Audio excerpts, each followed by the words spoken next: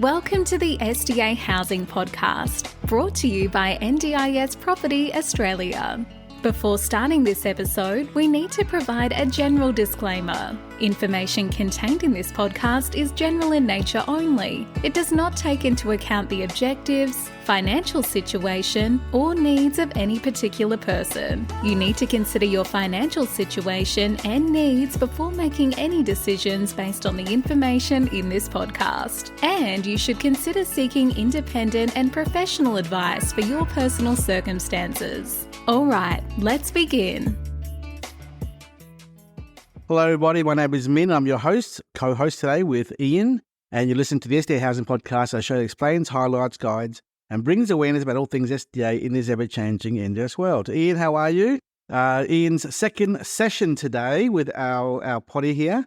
Ian, thank you so much for the last session you had with Heather. I think today is a little bit more technical today. We're going to talk about the topic, fee for service. Out there in the marketplace, Ian, you and I see a lot of marketers, agents, wealth creators and all those guys charging a fee to be engaged with by investors who are seeking SDA investment options. What is your feedback on this topic out there, Ian? That's very interesting you should ask me. What comes to mind immediately is I was talking to a client last week and I mentioned that we did not charge a fee up front, but we were thinking about it. And she expressed shock and surprise that we didn't charge anything and wondered why we might be introducing a fee. And my question to her was, well, what are you getting for the money you've paid so far or that you've been asked to pay? And she said, you know what, I don't know. I don't know what I'm actually getting. And I said, well, look, I've seen things such as memberships being offered, but what's the tangible benefit of that membership? And I've seen enormous costs up front, which hopefully you'd get your value for money. But where is the sweet spot? And what we were saying in our conversation was the reason why we hadn't charged a fee up front is because we wanted to provide the value for the service. And that entails understanding what is required in the industry and from potential investors. Our conversation went on a bit longer, and obviously I could tell you a little bit more. But the end of the conversation, she said she liked what we were thinking of doing, which was providing a tangible product at the end of that. And that's obviously something we can discuss a bit further, isn't it? Yeah, and a tangible product doesn't mean a house. We're talking about a document or a guide or a report of something rather than just having you've paid for our service and here's the $5,000 fee and nothing else. Well, what are you getting from it? Most of the time you pay your fee and it's a membership or it's maybe an offset against another fee somewhere down the line, or that you pay a fee in advance of the vendor of the property paying back some commissions. So tangibility for clients generally is what is the information and how good is that data? And it's the data that I believe that we can provide that makes us excel in this space. I want to edit what I just said, modify what I said earlier with the topic here. The topic of this podcast isn't fee for service, it's fee of engagement. So let me be very clear. Fee to engage is different from fee for service. Ian? Yep, I'm with you. So to our listeners out there listening, what I mean by that is a marketer says to you, before you can talk to us and work with us to look at your investment in SDA, you must pay us a 3, 4, 5, 10 grand fee. Sometimes more. Yep. Could be 30 grand, could be 50 grand, could be 70 grand, right? Before we talk to you, pay us this fee, and then we'll start talking to you. So that's what I mean by a fee to engage. A fee for service is like an accountant, a lawyer, they bill you by the hour as the work progresses. It's totally different. Yeah, everybody's used to that. Yeah. We all expect that. So the purpose of this podcast is to say, is it viable? Should it be done? Is it fair? Should you even pay for it? Is it value for money? Ian, let's look at the pros and cons here. Let's jump on the other side of the fence and let's talk about why they think they can get away with charging these fees to engage. Why are they doing it to begin with? I guess there's costs of gaining that investor's name and number in the first place, and they're trying to get that back. And there's a lot of people that will be shopping around. They'll be, as they describe them, kicking tires and looking for enough information so that they can go about doing this themselves. So organizations are probably trying to protect their IP, and you can't blame anybody for looking at that as a method to filter out genuine interested parties. However, we've also got to look at it from the investor's perspective as well. So you've got to balance on both sides of that ledger. What are you trying to do as a company, as somebody in the industry, and what are you expecting to get in return if you're an investor looking at this space? Yeah. Ian, from your experience in the last 2 or 3 years, what do you think is fair value or price to pay to engage as a newbie investor to try and understand more if this is appropriate? 70 grand, 80 grand is too much, I think. 1,000 a little too low, I think. But what do you think is fair? It depends on what the investor is expecting in return and what is the cost of making a mistake in this arena. So if you look at it from the perspective of, if I bought an $850,000, $900,000 property and it ended up being in the wrong area, there was no demand or it wasn't built to the specification that was required, and there's no support in that process, that's a very, very expensive mistake. So is there really a figure that you can put on the value of getting those answers in advance? And I would say it's quite difficult to put your finger on it, but I would say somewhere in the region of about $1,500 to $2,500 would be reasonable based on the time that's required, the intellectual property that's being offered, and maybe the tangible types of report that you can offer. And I've seen some of the data that you guys put together for clients, from the feasibility studies to, the analysis of the area and demand. And I can imagine the amount of time and effort that goes into producing those. So on a cost basis, I would say that 2.5 is still probably quite cheap, but would be reasonable in the market. Yeah. Since we've launched this, again, this is a third topic here, which is the fees for reports. So report fees. So fees to engage, fee for service ongoing, and fees for reports are 3 totally different costings for an investor to consider. So again, back to this topic here. Ian, if we were to do this, I think fair value would be $1.5 grand, right? To provide to a client a SDA report. That's number one. A property investment analysis, PIA report. A feasibility analysis, which covers the spreadsheet showing the costings to build a house, the time frame, the holding costs, plus the tenancy mix, plus the net and gross year returns. That would be appropriate, fair for a client. I like the sound of that last report. One of the things that I had as feedback from clients over the last few years was that they felt sometimes that they were jumping into this type of investment purely on faith and doing it blind. And it was brought up on many, many occasions. What is the holding cost? How do I know what I'm really going to be up for? And how do I make sure that I've got the funds available? I think that last report you mentioned on its own, that would be worth every penny, simply because of the fact that you want to make sure that you are not caught short and that you're not going through a stressful endeavor from just not having enough information. Are the other professionals in this process obliged to give you all of that data? And if they're not, where is the client going to get it from? Interesting. Ian, I had Larissa and I had a meeting 2 weeks ago in the office here. It was a financial planner turning real estate advisor to only do SDA sales. And when I questioned him about this process, he's like, "Oh, no, I don't give advice. No, I don't give advice." I'm like, dude, you're telling people to invest $1 million into housing. How could you stand behind the word, "Oh, I don't give advice here," Like, dude, you're encouraging them to spend $1 million in shitty areas. They're going to be empty, probably, and they've blown their life savings because you told them to do so. You're not licensed. You have no experience, and now you claim you're not giving advice. Dude, you're giving advice. Come on. Absolutely. Even if you're not taking responsibility for it, you are causing those people to jump into something. So we challenge you, all the listeners out there, if you're getting any form of advice, be it professional, property, SDA, dodgy advice, whatever the advice is, right? Get it in writing. If the person who's giving you the advice, generic or specific, is really, focused on your interests, tell them put it in writing. Put it in writing. Absolutely. That's your fallback. Because if they don't put it in writing, they're not accountable. Right, Ian? Correct. They're not accountable. So if they don't put it in writing, they're not accountable and they'll always deny it. They can say, I didn't make that promise. I never said that. I didn't guarantee it.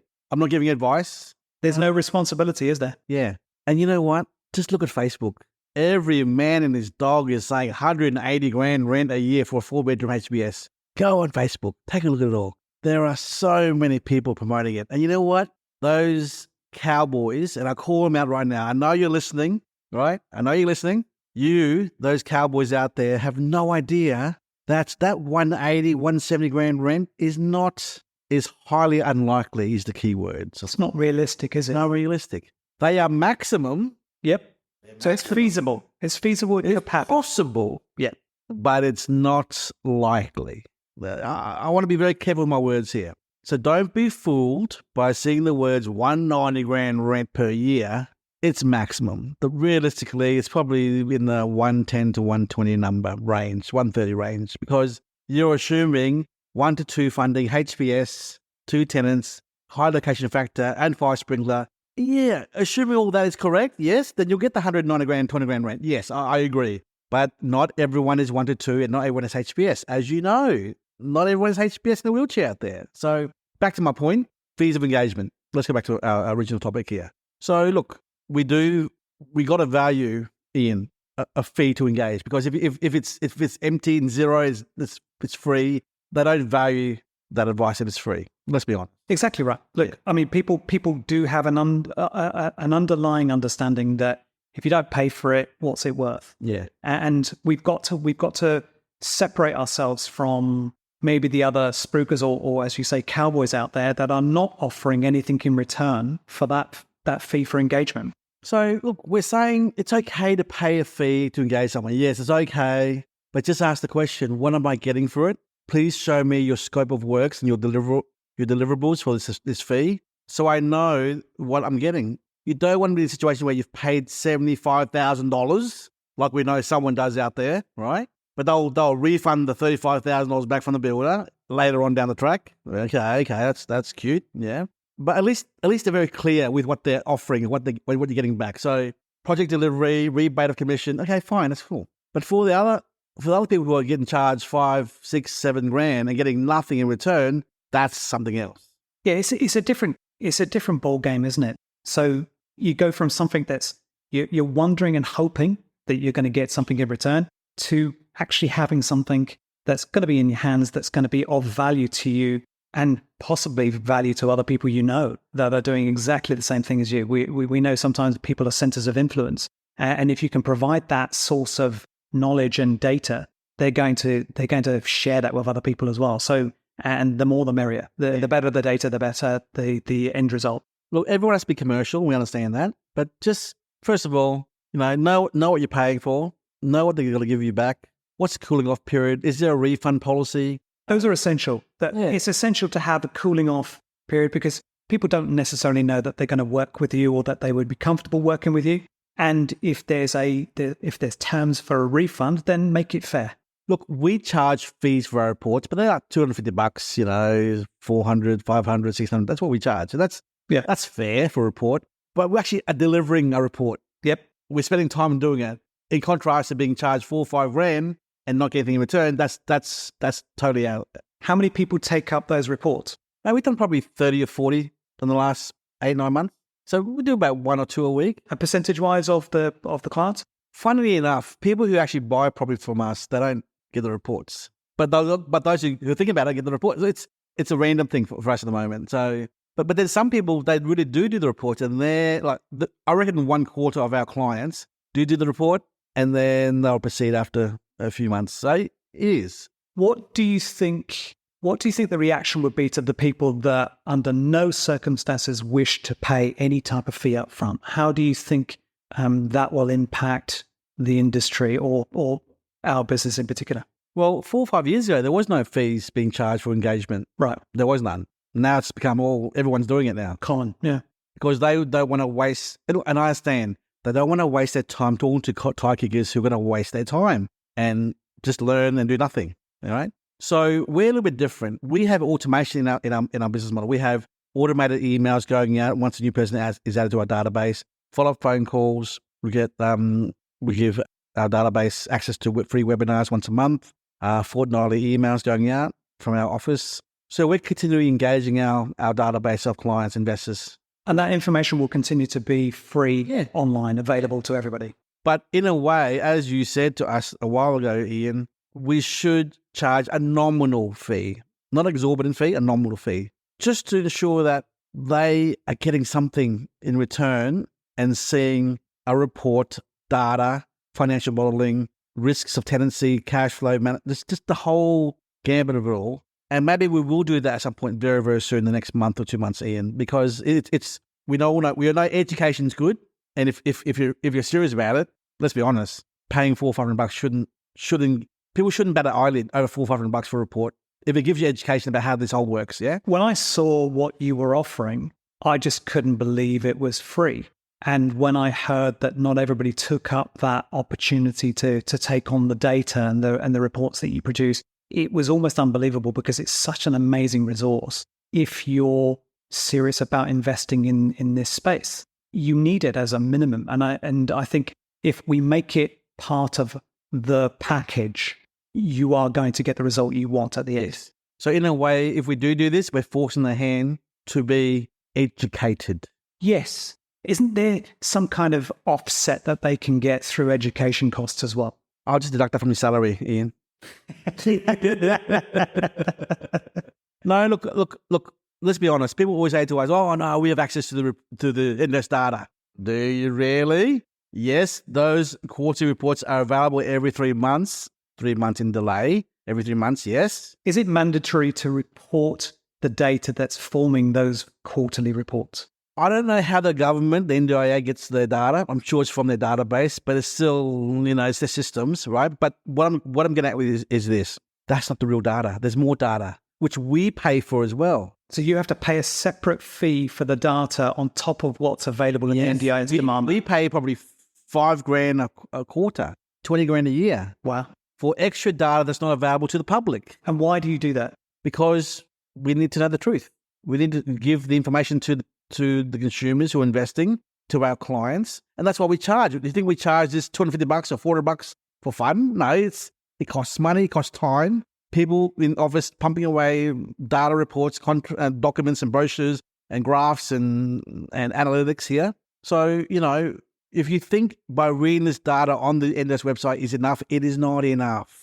It is not enough because you don't know what you don't know. So we pay for more data, which is not disclosed to the public from the Housing Hub. The national data, there's supply and demand, addendum data, which is you got to pay for this stuff, right? Yeah. Quarter. So we pay for it, right? And our job is to deliver professional service, education, and real facts and numbers, not pretend guesses that people seem to say. So we spend a lot of time and effort and focus in education on internal training and analytics. Now, when I say the word analytics to you, Ian, you appreciate it, but if I say it to another mum and dad investor, they won't understand what analytics means. What it really means is financial modeling, feasibility analysis, cash flow analysis, pre-tax, gross yields, vacancy risks, variables in the formulas, all these number crunching that gets done in our software. We built our software for 3 years, mate. 3 years of software that we built ourselves that no one else has, by the way, right? I've seen the rubbish that goes out there from other marketers and agents out there, and it's absolute rubbish,